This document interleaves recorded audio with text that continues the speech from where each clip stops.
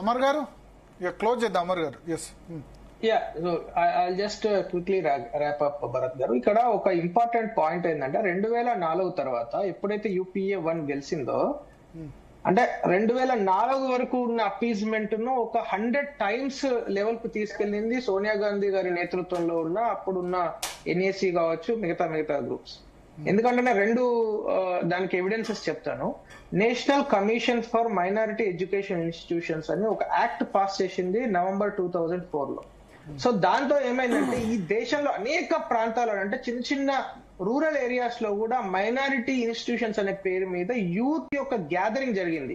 అంటే group of Muslim youth minority institutions highest లా పడ్డది ఎవరు ఈ దేశంలో, ఏ విధంగా సెంట్రల్ గవర్నమెంట్ ఫండింగ్ వచ్చింది, మనం స్పెషల్ గా దాని మీద డిస్కషన్ చేయాల్సిన అక్కర్లేదు.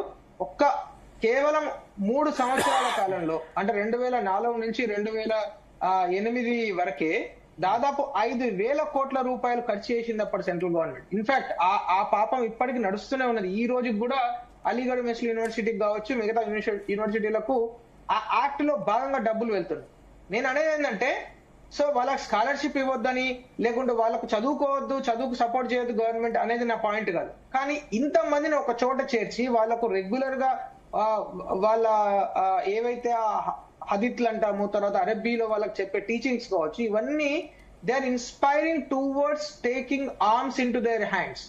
కావాలంటే మీరు దానిలో చాలా రిఫరెన్సెస్ ఉంటాయి హదీత్లలో, నేను ఆ డీప్ గా దానిలోకి వెళ్ళట్లేదు. కానీ ఇలాంటి మైనారిటీ ఇన్స్టిట్యూషన్స్ ఒక స్పెషల్ గా యాక్ట్ తీసుకొచ్చి వాళ్ళని ఒక చోట తయారు చేసి ఈ కంటిన్యూస్ గా ఇలాంటివి ఇవ్వడం అనేది ఎంతవరకు కరెక్ట్?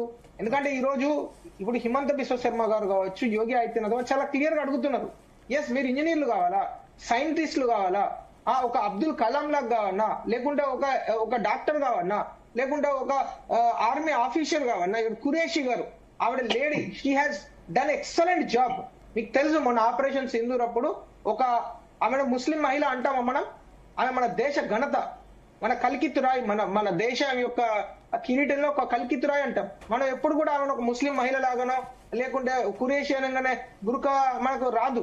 ఎందుకు అంటే అలాంటి వాళ్ళను ఇన్స్పిరేషన్ చూపించాలంటే ఏం చేయాలో అది చేయాలి సమాజం. ఒక్క ముస్లింలకు కొంతమందికి నేను సెక్షన్ ఆఫ్ పీపుల్ కే నేను చెప్పట్లేదు, బాధ్యత మనందరిది కూడా.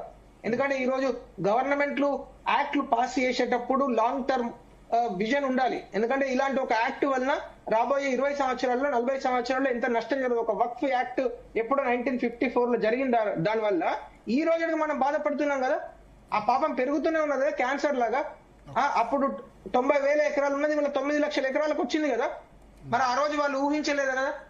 ఎందుకు ఊహించలేకుండా ఎవరో ఒక 10 మందినో లేకుంటే ఒక 100 మందినో సాటిస్ఫై చేయడానికి మీరు యాక్ట్స్ చేయడం వల్ల నేను కాంగ్రెస్ పార్టీకి సూటిగా అడుగుతాను, అనేక సార్లు వాళ్ళు చేశారు తప్పు, ఇప్పటికీ అర్థం చేసుకోలేకపోతున్నారు.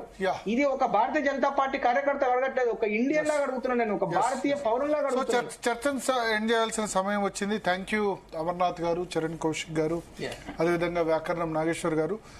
స్పందన, ఒకటి ఢిల్లీలో దాదాపు 13 సంవత్సరాల తర్వాత జరిగింది. ఈ 10-11 సంవత్సరాల మోడీ ప్రధానమంత్రి అయిన తర్వాత ఇది ఉగ్రవాద దాడిలో కాశ్మీర్ బయట అతిపెద్ద అటాక్. సో ఒకటి దీని ద్వారా అయితే ఒకటి ఎస్టాబ్లిష్ అవుతుంది, చదువుకున్న వాళ్ళు హైలీ ఎడ్యుకేటెడ్ కూడా రాడికలైజ్ అవుతున్నారు. సో ఆ నేను పదే చెప్తున్నా, రాడికలైజ్ కాకుండా కాపాడాల్సిన బాధ్యత తోటి మతస్థులదే, తోటి ఇస్లాం మతస్థులదే. వాళ్ళ కుటుంబ సభ్యులకే తెలుస్తుంది, వేరే వాళ్ళకి తెలిసే అవకాశం లేదు. సో వాళ్ళని కాదు, మన మతం ఈ విధంగా చెప్పలేదు, మన మతం జిహాద్ అని చెప్పలేదు, మన మతం 72 కన్యల కోసం ఎదురు చూస్తారు, లేకపోతే కాఫిర్ థియరీ, నా మతాన్ని నమ్మని వాడు భూమి మీద ఉండొద్దు అన్నది అది కరెక్ట్ కాదని చెప్పాల్సిన బాధ్యత ఇస్లాంలో ఉన్న మేధావులదే. లేకపోతే అదేదో మానవత్వం కాదు, మనిషి ఉన్నంత వరకు జరుగుతుంది. దీనివల్ల మతానికి చెడ్డ పేరు వస్తుంది. కాబట్టి చెడ్డ పేరు రాకుండా చూడాల్సిన బాధ్యత కూడా ఆ మతంలో ఉన్న మేధావుల మీద ఉంది. సో అదే ఇలాంటి వాళ్ళ వల్ల దేశ అంతర్గత భద్రతపై కూడా అంతర్గత భద్రత ఏంది, ఎవరి ప్రాణాలు పోతే చెప్పలేము. ఇప్పుడు అప్పటి వరకు అంతర్గత భద్రత కాదు, ఎవరి ప్రాణాలు పోతే చెప్పలేం కదా. టెర్రరిస్ట్ తీసుకొచ్చి బాంబు వేస్తే దానిలో ఎవడైనా చనిపోవచ్చు, ఏ కులమైనా చనిపోవచ్చు, ఏ మతమైనా చనిపోవచ్చు. ఆ సెన్స్ లేకుండా తప్పు చేసిన వాళ్ళని చేయని వాళ్ళని చేస్తుంటే, ఒకటి ఉగ్రవాదం పట్ల సాఫ్ట్ గా మాత్రం ఎవరు ఉండొద్దు. ఉగ్రవాదం పట్ల చట్టాలు కఠినంగా ఉండాలి. ఉగ్రవాదం అనుమానం ఉన్నా సరే ఆ విషయంలో సాఫ్ట్ గా ఏ రాజకీయ పార్టీ ఉండొద్దు, ఏ సంస్థ ఉండొద్దు. రాడికలైజేషన్ కు వ్యతిరేకంగా అందరూ ఖచ్చితంగా ఉండాలి. ఉగ్రవాదుల వల్ల అందరు సఫర్ అయ్యారు. కాంగ్రెస్ పార్టీ కూడా సఫర్ అయింది. రాజీవ్ గాంధీ చనిపోయింది తమిళ ఉగ్రవాదం వల్ల కదా, మన ఇందిరాగాంధీ చనిపోయింది సిక్ ఉగ్రవాదం వల్ల కదా. సో వాళ్ళు వాళ్ళ స్టాండ్ 92 బాబ్రీ మసీద్ విధ్వంసం తర్వాత చేంజ్ అయింది. అంతకుముందు వేరే ఉండే, ఆ తర్వాత నుంచి చేంజ్ అయింది. చేంజ్ కావడం వల్ల వాళ్ళ సెట్ బ్యాక్స్ మీరు ఆలోచించండి. 89 తర్వాత మళ్ళీ సొంతంగా అధికారంలోకి రాలేదు, మళ్ళీ అన్ని సీట్లు రాలేదు. Because vote bank politics. So చూద్దాం, ఈ విషయంలో ఉగ్రవాదుల నెట్వర్క్ అయితే చాలా పెద్దగా ఉంది.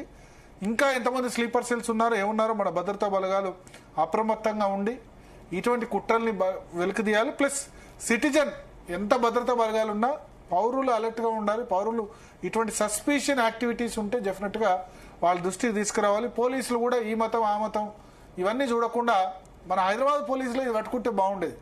ఎక్కడో గుజరాత్ నుంచి యాంటీ టెర్రరిస్ట్ స్క్వాడ్ వచ్చి ఈ డాక్టర్ని అరెస్ట్ చేసింది, మన వాళ్ళే ఇక్కడ పట్టుకుని ఉంటే బాగుండేదని నాకు అనిపించింది. మన వాళ్ళు చాలా ప్రొఫెషనల్. మన తెలంగాణ పోలీసులు మావోయిస్ట్ ఎలిమినేషన్ లో దానిలో తెలంగాణ ఆంధ్రప్రదేశ్ పోలీసులు చాలా తెగువ చూపించారు. బట్ ఇటువంటి విషయాల్లో కూడా అలర్ట్గా ఉండాలి. ఎందుకంటే 2007లో అయింది బాంబ్ బ్లాస్ట్, 13లో కూడా అయింది దిల్సుఖ్ నగర్ లో, తర్వాత మిగతా చోట్ల అయింది. సో మళ్ళీ అటువంటి సంఘటనలు మన హైదరాబాద్ లో జరగకుండా ఉండాలని ఆశిద్దాం. చిన్న బ్రేక్ తీసుకుందాం. బ్రేక్ తర్వాత జూబ్లీహిల్స్ ఎన్నికల పోస్ట్ పోల్ అనాలిసిస్